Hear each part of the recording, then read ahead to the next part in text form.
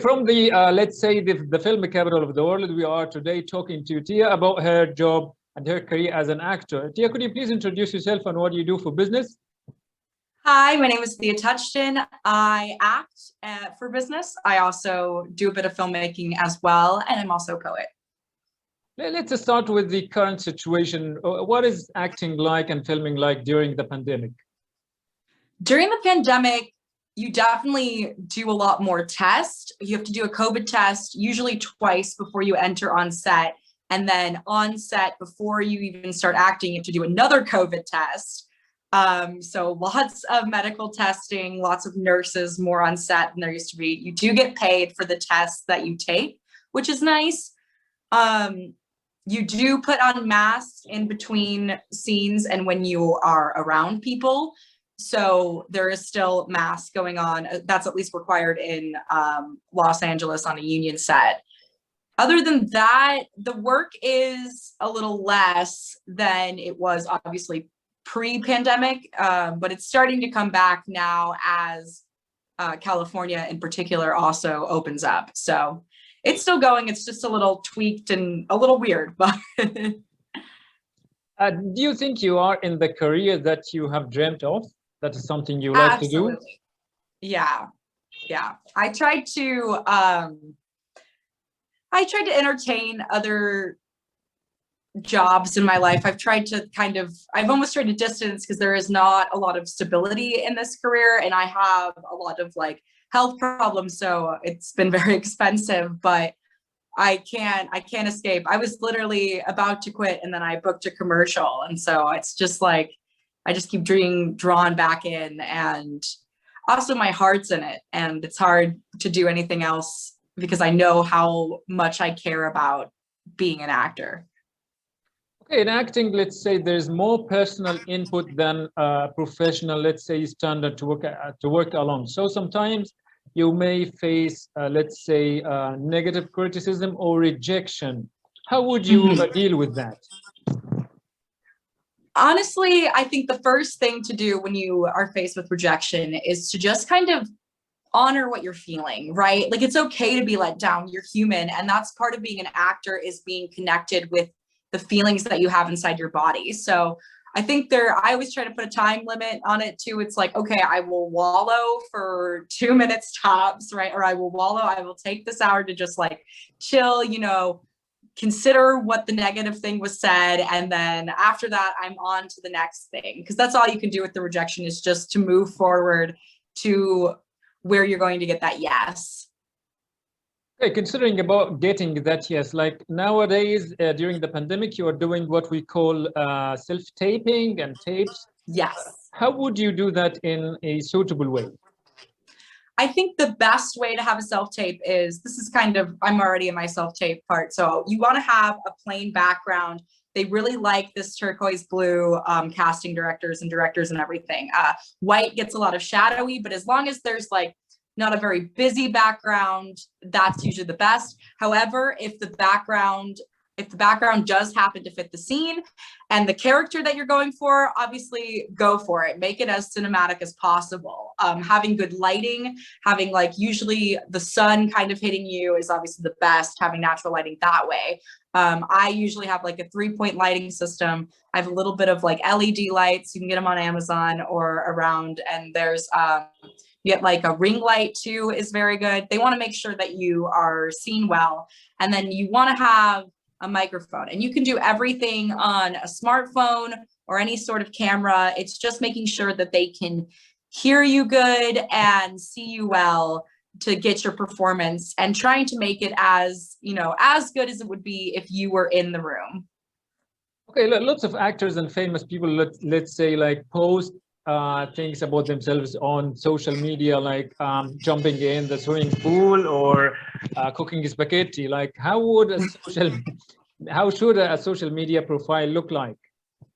Awesome. So for social media for actors, what I recommend is honestly just posting your headshots is a great place to start. Posting if you're working on something, you can post in your stories on Instagram, like, oh, just read for this type of character. Usually they don't want you to say like the name of the project or anything, because a lot of stuff is kept hush hush, you know, so that it's entertaining to people who aren't in the industry, so nothing's like spoiled or whatever, right? Because if you're like, oh, I'm auditioning for this character's sister, and on the series there's no sister, then you just like gave it away. So you want to make sure that you're posting within the limits of stuff, but when you've booked something, you can always post like a photo of you and be like, I booked this, I can't wait to talk about it more. And then when the film is released or your episode is released, then you can feel free to post more. But honestly, just getting a lot of your audience involved in your creative process as an actor, that is really exciting for people, because that's not something that a lot of people get to see.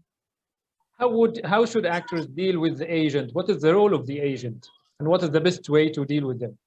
Cool. So an agent basically uses their connections. They've usually been in the business longer than you have and have been focused on making connections with casting directors, producers, and they will go pretty much pitch you as an actor for roles. So you have another person fighting in the room. So that way, as an actor, you can work on your look, you know, your acting skills, your development of self. The best way to get an agent is to I use this website called IMBD, the International Movie Database. You can go on there if you like an actor's work and you're like, oh, I want to do the roles that like Kate Winslet is doing, right? Or Shailene Woodley, you want to do those roles. You can go look under her and you could see who they're represented by. And then you can go to that agent's website and usually they'll have a submission policy.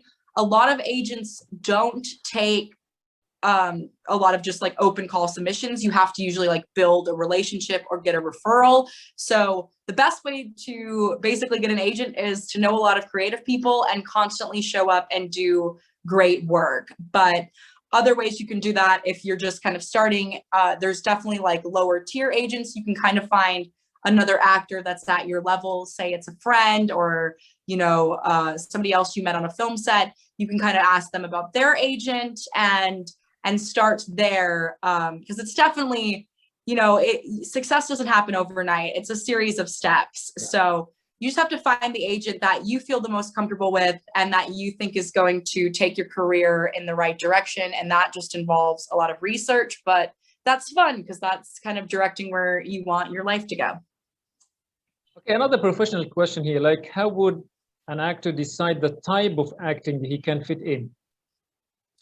Cool. I think the best way to do that is to really know yourself, to figure out the type of actor you are, because especially in film acting, you know, even you could say Meryl Streep, for example. Meryl Streep is always kind of like a woman in turmoil, right? And Sophie's Choice, even in The Devil Wears Prada, that is kind of like Meryl Streep's type. We want to, as an audience, see her suffer. We like when she is suffering for whatever reason. We find that entertaining or something compelling about that.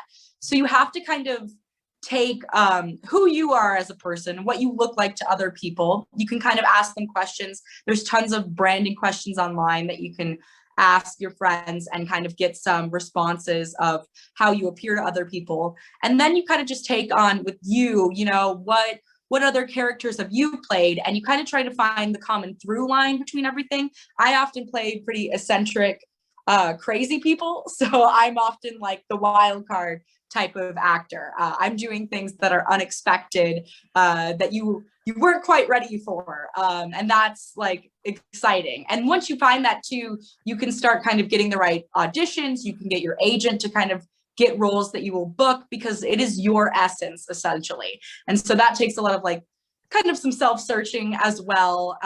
It's a combo of things, but it's very, very fun and so fruitful once you figure it out. How to become eligible for SAG-AFTRA? To become eligible for SAG-AFTRA, there's a couple of different ways. A lot of people go through the background way. You get enough vouchers when you work on a SAG-AFTRA set. Usually they're yellow here in Los Angeles, California.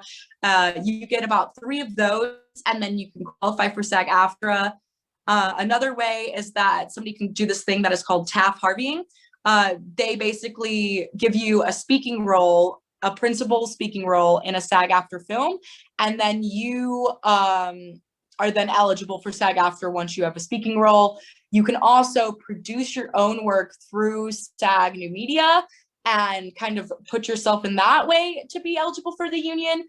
There is union dues. I think at this time they're $3,200, and then you pay about, it depends on what you make as an actor. I think like baseline, if you don't make that much, it's only $200. So a year, and they're split. You only pay like 100 every biannually. So you'll pay like 100 in October, and then you'll pay 100 again in May. But there's a lot of benefits to being SAG-AFTRA. You get to chat from people who are usually higher up than you, or from like big names. You get like kind of first access to screenings of, you know, anything that's being nominated for the Golden Globes, for the SAG-AFTRA Awards, for Emmys, you know, so there's a lot of treats to being in it. It's just like, if you want to be a successful actor, SAG-AFTRA is kind of part of the package deal. That is awesome. How to make the best of the current market? To make the best of the current market you're in, you've got to get creative. This is a creative career. So say you're not in a place that has a lot of movies like Los Angeles, right? You either have to get a ragtag team of filmmakers together, right? Get some friends together and start creating your own films, or approach other businesses. I think a really huge untapped market is a lot of businesses need commercials. A way to sell things is to have actors. So finding a business you like and maybe pitching an idea of like, oh, we'll write this commercial for you. You know, and sometimes too, you can even get money for that because they're going to make money off of your commercial. So, and then that is a good way to either open up you to like a bigger market with that money, or start your own company where you're at and create those filmmaking jobs. So there's a big entrepreneurial spirit in being an actor for your market. And you've just got to see where is missing, like where are the arts, where can I bring the arts to this? How can I prove that this is worthwhile? And then just setting out the work that it takes to do it. What makes a good headshot? What makes a good headshot is it definitely has to reflect the type that we were talking about earlier. I have wild cards, so my hair is really messy and it kind of like now I'm like wearing black, you know, I've got a very intense stare. So it has to kind of show you as the character that you're going to play. Obviously too, they're usually professionally taken by somebody who is a headshot photographer, because it's not just the same as like snapping a selfie. You have to do it in, there's like a lot of lighting things, there's a lot of depth of field. So you want somebody who is a professional headshot photographer to take your photo. Mostly it's just clear. They want to be able to see your face and your eyes, casting directors and everything. And it's just like, you have to look like the character that you're going out for and that characters that you could play.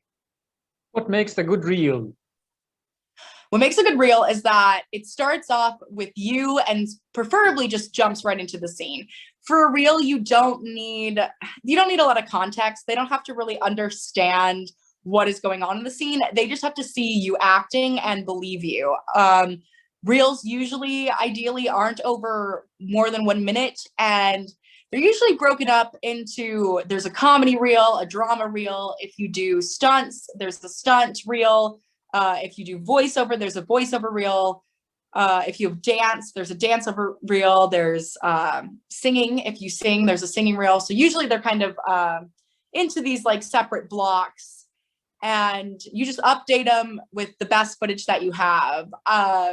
There's a little bit of controversy over this, but if you don't have anything on tape, even just like starting with a monologue of you doing it, or if you've had a previous audition that you self-taped that you thought was good and you've had permission to using that, because they just want to see you on camera, because if they can't see you on camera, how can they give you the job for you to be on camera? You kind of have to prove that you can do the work now in this day and age. So yeah, that's the best way to have a reel. It has been more than amazing to continue here today. Thank you so much for your time. Yes, thank you for having me.